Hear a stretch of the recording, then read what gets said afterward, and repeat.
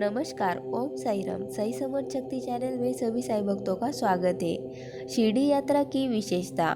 शिरडी यात्रा की एक विशेषता यह थी कि बाबा की आज्ञा के बिना कोई भी शिरडी से प्रस्थान नहीं कर सकता था, और यदि किसी ने किया भी तो मानो उसने अनेक कष्टों को निमंत्रण दे दिया। परंतु यदि किसी को शिरडी छोड़ने की आज्ञा हुई तो फिर वह उसका ठहरना नहीं हो सकता था।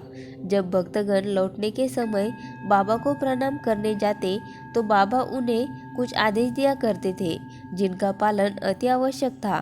यदि इन आदेशों की अवज्ञा कर कोई लौट गया तो निश्चय ही उसे किसी न किसी दुर्घटना का सामना करना पड़ता था।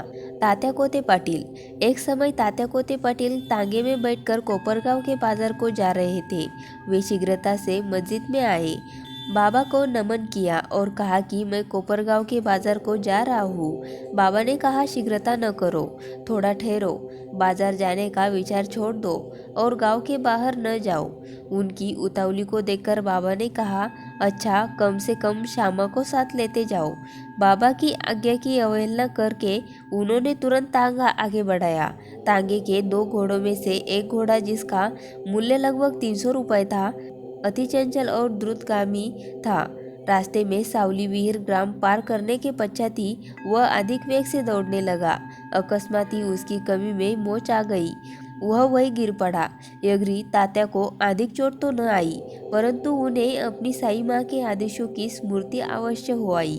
एक अन्य अवसर पर कोलार ग्राम जाते हुए भी उन्होंने बाबा के आदेशों की अवज्ञा की थी और ऊपर वर्णित घटना के समान ही दुर्घटना का उन्हें सामना करना पड़ा था। ओम साई राम।